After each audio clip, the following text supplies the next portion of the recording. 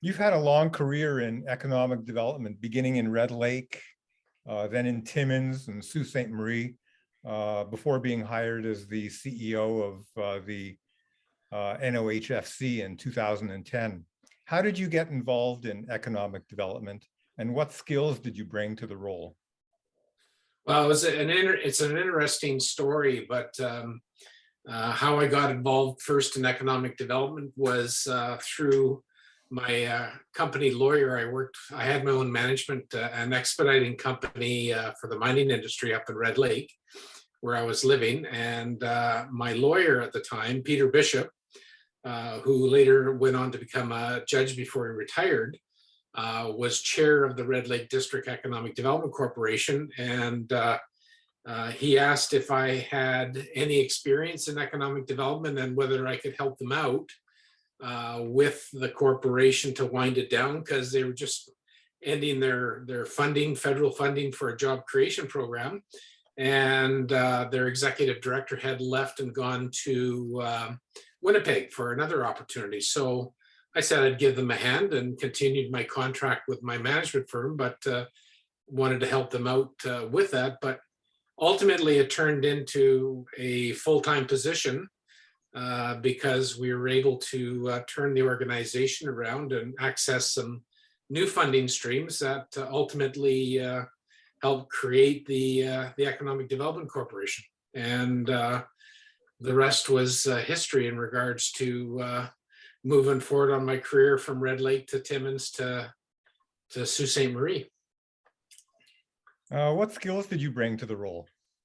So I was a graduate from the University of Toronto with a degree in economic geography.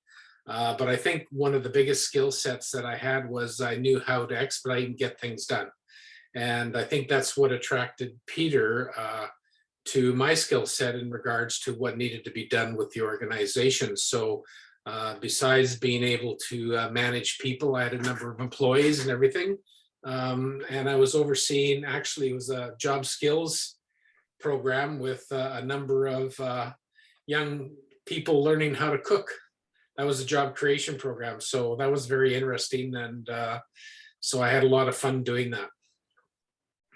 Can you tell us about some of the most memorable economic development successes you had in Red Lake, Timmins, and Sault Ste. Marie? So Red Lake was a very interesting story because it's a small community, small mining town right at the end of the road in northwestern Ontario. A beautiful little community that sits on a fairly attractive lake, Red Lake. And in that community, the biggest successes that we had was creating community mobility to set up a number of platforms that help create a number of initiatives. There was a big challenge trying to find miners to work in both, at that time, Placer and Dickinson mines. And so with the help of the two mining companies in the community, we set up a hard rock mine training program that was standalone, separate, that didn't interfere with the mining operations of the companies. And we were able to put about 200 students through that program, which ultimately most of them were able to get employment at the local two mines. So it really helped create a whole new employment workforce for the two mining companies. And these people left the training program with their common core and went right into the mining companies. And ultimately, many of those young people are now much older and are senior miners in those companies, not only there, but across Ontario. And were you able to attract them from beyond Red Lake? Oh, no, we basically were training people from local, but there was a couple of First Nation communities that sent a whole fleet of kids that came over to take advantage of the program so that they would support them in their jobs with Placer and other jurisdictions. So that we only did a few of those, but most of the talent we were able to attract locally because they still had some unemployment levels there that attracted those kids. But a lot of the kids that took the mining program were able to upgrade their skills and get into really well-paying jobs afterwards. Great. What about Timmins? Timmins was it was a different thing. I moved to Timmins because the opportunity came up because their economic development officer there had passed away, unfortunately. And so my dad was a minister, First United Church minister in Timmins. So I thought it would be an opportunity for me to kind of go back to my parents' side and visit. And my wife gave me the support to go there. And so I went over and competed for the job and got the economic development job. The first thing that I did walk into when I started was that the Dome mine there, which was a major employer, was on strike. And most of the businesses, the mining supply service businesses, were all dependent upon Dome for their contracts, and they were all in dire stress. And so we walked into a major challenge to try to salvage or get those companies into markets that they didn't have to depend on Dome mine. And we were successful in moving about 22 of those companies dependent upon Dome into new markets and new buyers that were able to sustain those businesses and keep the employment. So that was a big challenge. Certainly the other thing there that we also were trying to do was build upon the tourism. And when I first went over there, they had a underground mine training or an underground mine tour, the Timmins Gold Mine tour that was basically just starting to get up and going. And we ultimately were able to put that underneath the arm of the Economic Development Corporation and grow that business into a major attraction and put a lot of investment into that. So there was quite a bit of work that did that. Unfortunately, they found a gold mine underneath the tour, the gold mine tour, and so they had to close down the gold mine tour to create a new gold mine. So that was a big challenge. So the other thing we did there was we did a lot of trail development, and we did a lot of waterfront development that really helped with the quality of life of that community. And there was a number of downtown development initiatives. The Schumacher was one of the significant one that changed the face of the downtown there. They put a bypass in there, but we went in and really kind of refreshed the Schumacher downtown. So those are some of the initiatives there that were community based that really helped make Timmins move forward. And what about Sault Ste. Marie? Well, Sault Ste. Marie was another quest. The Sault Ste. Marie position came up, and the CEO in Timmins, he was a good friend of mine, Grant Strapp, and he said, "I hope you're not interested in this job." and so I looked at it; it was twice the salary. But the challenge in Sault Ste. Marie was that they had Algoma Steel was at that time in receivership. St. Mary's Paper was not doing a good time, and the railway at the time was saying that most likely they were likely to close down and abandon the rail system. So I said, well, if there's any economic development practitioner that would ever be able to go down there and accomplish anything to help mitigate that challenge and stress, well, I think they could write their own ticket. So I jumped on board and I competed for the position, and they hired me, and they said, "Can you start tomorrow?" And I said, well, "I got to give at least 2 weeks notice." So I did that, and then my CEO, Grant Strapp, said, "You did it, didn't you?" And I said, "Well, it was a good opportunity." And so it was a good career path. My dad had just retired, and he did follow me down to the Sioux as well because they had some roots in the Sioux. But in Sault Ste. Marie, it was a different story. It was all about resilience because that community was going through very significant challenges with all the major employers were under stress. And so the thing that the community did really well was they had created a strategy. It was branded Rapids.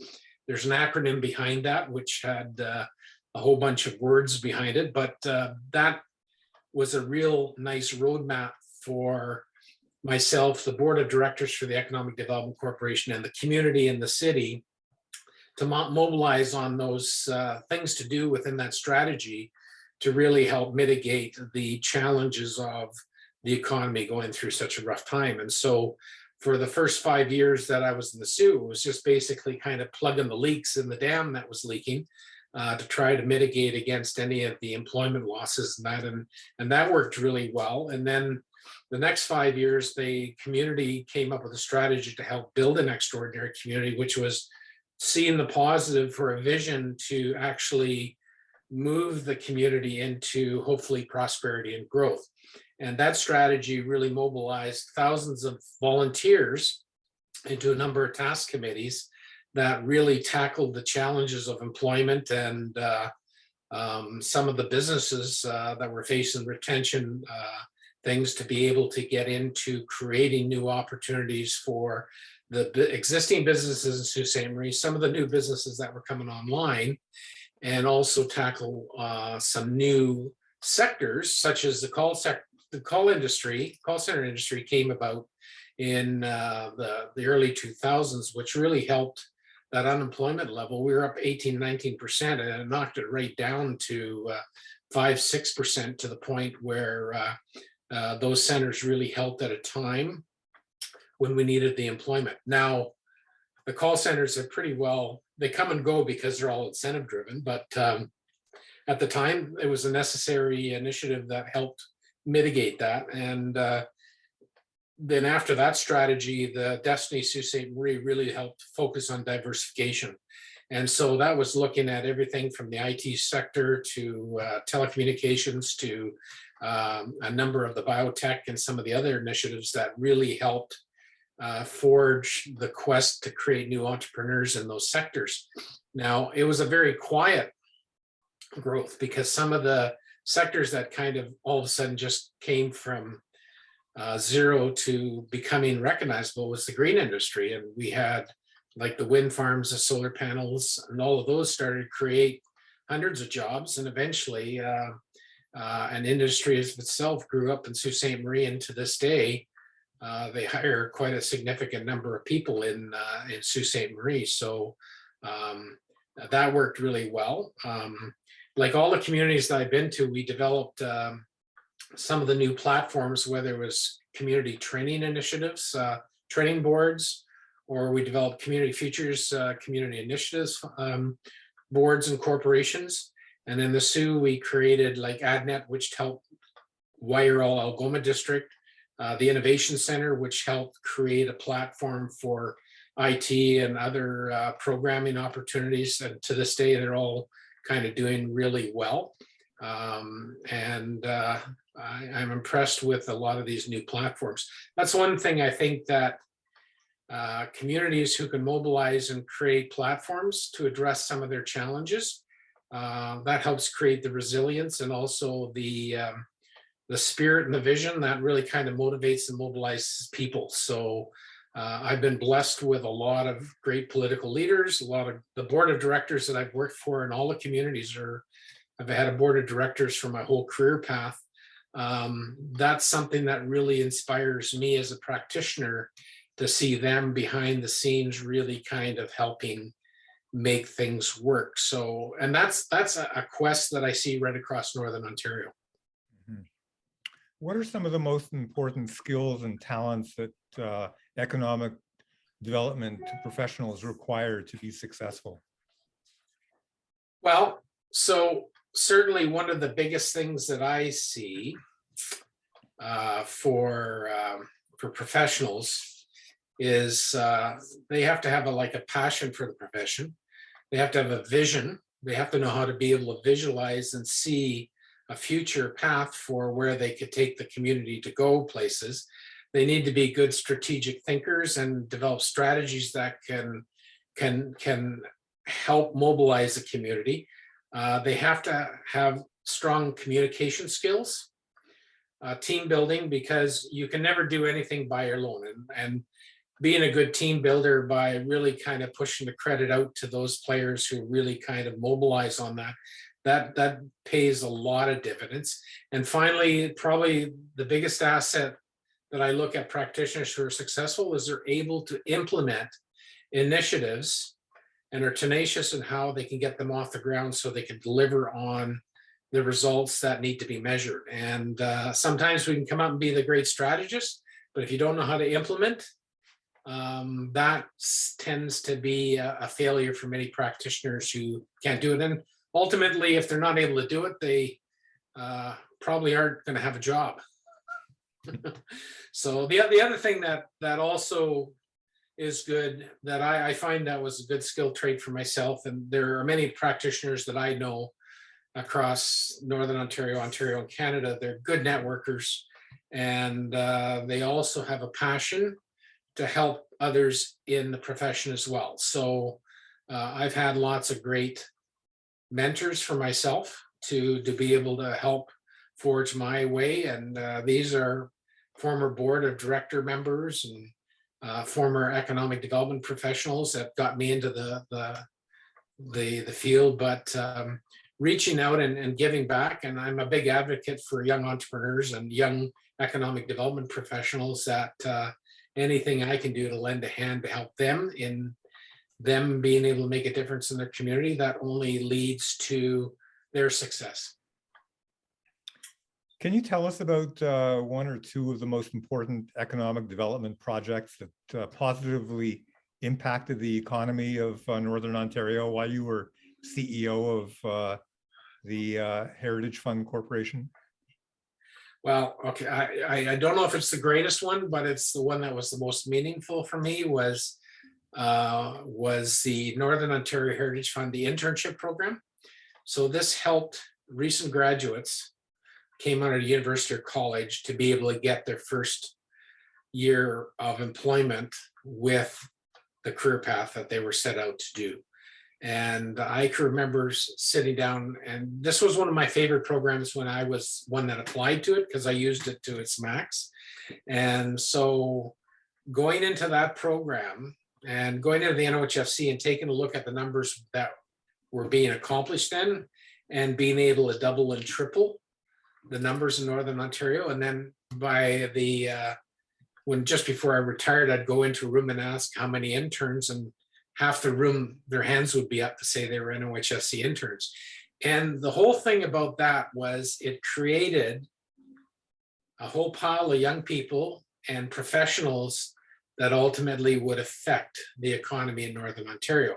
So when you take a look at that, and like we have some of those young interns who are now my age or younger, and they're running airports or they're running corporations and companies in Northern Ontario. So that was really impressive. So there was a number of other things that really kind of helped. There's one that was quite critical of, was the film industry program. But you know, that basically, that film program where we invested probably $10 to $15 million a year, levered $100 million a year in activity in the film industry in Northern Ontario.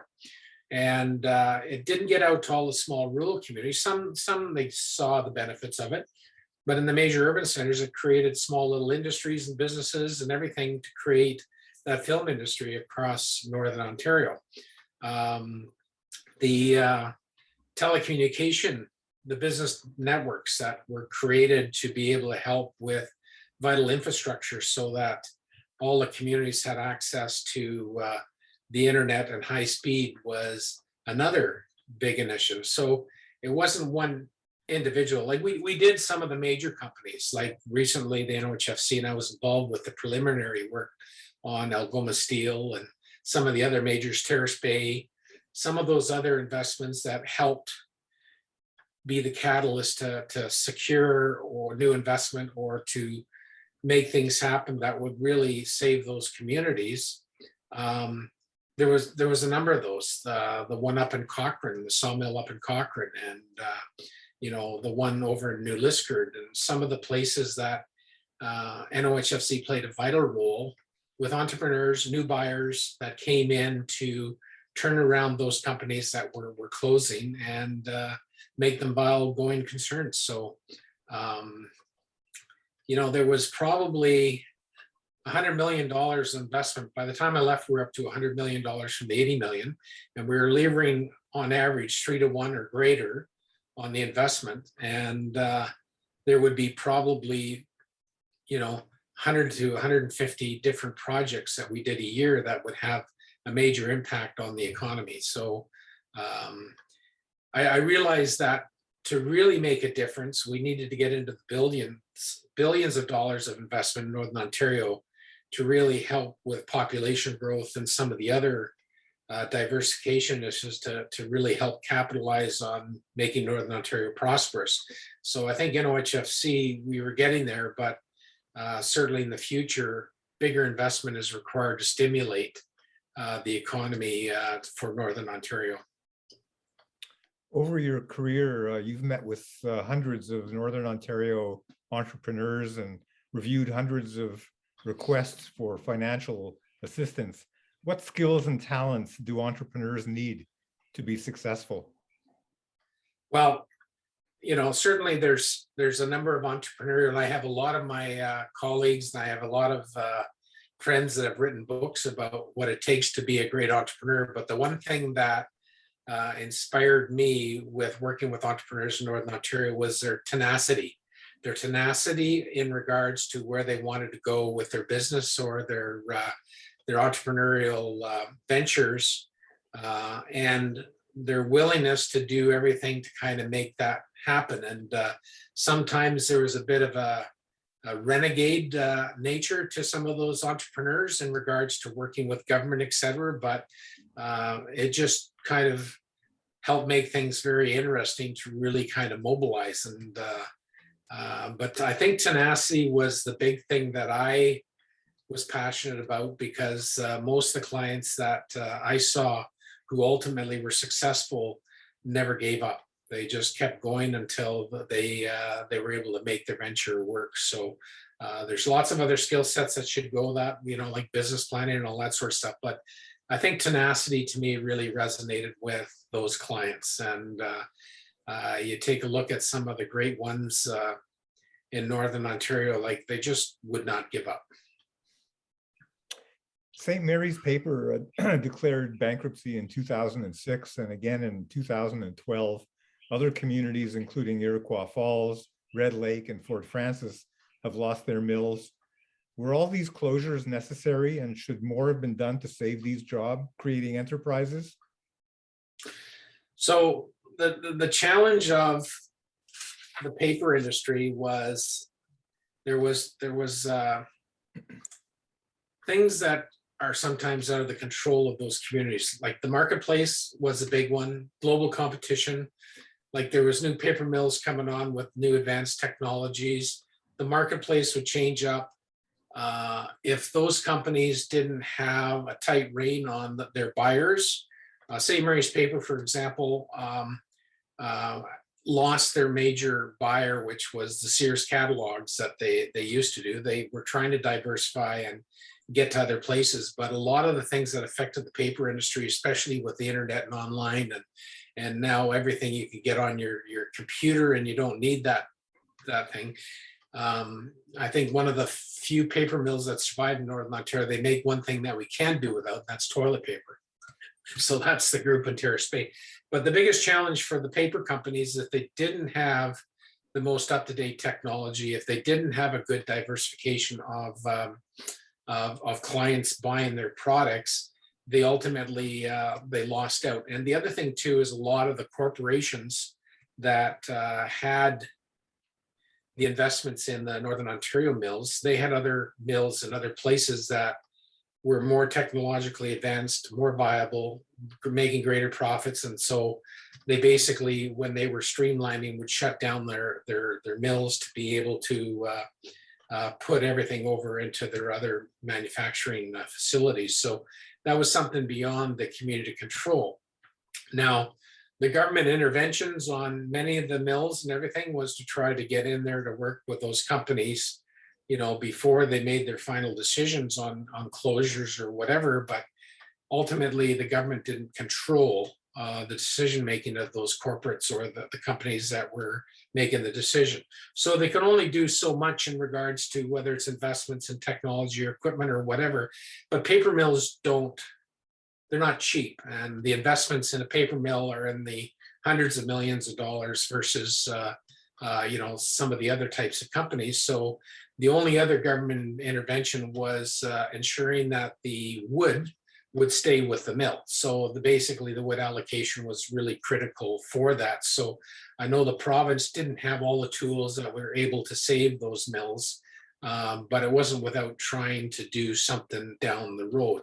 But they have been able to work on some other interventions, such as the Terrace Bay operation, to help make that sustainable in regards to where it is still operating today. And that's new owners that came in place about 5 or 6 years ago. Yeah. Mhm. Is there a particular community in Northern Ontario, or more than one, that stands out for its success in supporting economic development? Well, certainly one of the things that I saw was like the major urban centers. They all had very good economic development platforms because they were well sustained. They had some great opportunities there in regards to being able to get things done in their communities. So the urban centers, I would say they're kind of strong. In other communities, some of the communities such as Nipigon, who've been doing some great platforms such as their waterfront development in creating a community and a quality of life there that helps restore their downtown and make that a lot more. Atikokan, in regards to what they have done to when they lost their mine, they were able to basically rejuvenate the community to make it a little bit more sustainable, not dependent upon the big mine that had closed down. Fort Frances is doing some really cool stuff in regards to downtown development, in making things work there. Some of the First Nations, I take a look at some of the First Nations in the far north that have created solar ventures, whether it's up in Fort Severn, where they're creating a whole green energy platform there and creating jobs for their people that were working on the generators, now doing the solar panels.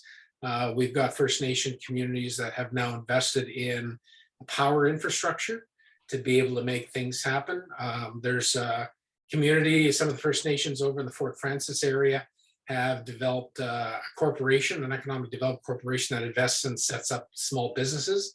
Wabatek on Manitoulin Island, they do some really phenomenal stuff in regards to creating entrepreneurship, and they actually deliver programs across Northern Ontario for the federal government and some of the other initiatives. So there's quite a bit of small successes across Northern Ontario in regards to communities that have been able to mobilize and make things happen.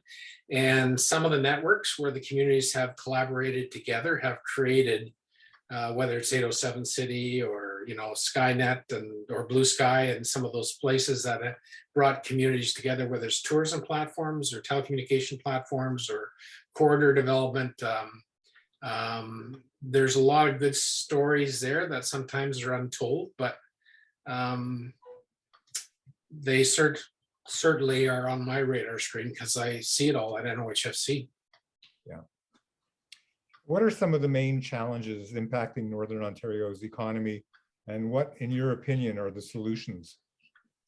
So I, and this is not, people have heard this many times, but the whole boom bust cycle of the resource sector. So it's been well documented, and I think all the practitioners, everyone in the industry knows that whenever gold is at a certain price or commodities are a certain price, and that'll help create a boom in our communities and things are very prosperous. And when the prices drop, things kind of fall out and everything kind of goes things. So mitigating that, a solution to that is mitigating the boom bust by creating diversification with all the companies that service those industries, so they're not so dependent upon them. So they're actually into global marketplaces where they're actually getting into new products and diversifying. So they're using their talents to be able to do other things, will help mitigate the bust side of things. So, because we're always going to have the resource industry in Northern Ontario. And so we just have to make sure the bust is not as tough as what it has been in the past. Certainly the other thing that I see is declining population, in regards that we're certainly not replacing ourselves. So we have to make Northern Ontario more attractive to bring people to Northern Ontario. I think affordable housing is certainly helping there, where a lot of people are realizing, well, they could work from home. I think COVID will probably helped mobilize a whole bunch of workforce people that realized I can work in an affordable house in Northern Ontario and have a great quality of life, where I can have a cottage and all the toys besides my mortgage payment in Toronto. And I can work out of my home because we have high-speed internet, et cetera. So, I think that is the big one. Immigration, I take a look at the celebration of new families coming to the Sioux and other communities across Northern Ontario, and they're investing and buying convenience stores and restaurants and opening up a whole new product and service that we can enjoy as Northerners. I think that's a big one. The other thing that I think that's going to be a positive is getting behind our Northern Indigenous communities in Northern Ontario, because there's a real population boom, and helping create entrepreneurship for Indigenous, helping create ownership, so certainly land transfers and all of those things that we can do to give the resources to the First Nations to create their entrepreneurial opportunities. That's going to be a future that'll have a significant impact on Northern Ontario. So I find that many of the Indigenous clients that we had are just as industrious and more so than any of the other entrepreneurs in Northern Ontario. So creating some programs and creating things that get outside of the norms to help support those communities is a venture that will pay dividends in the long run as well.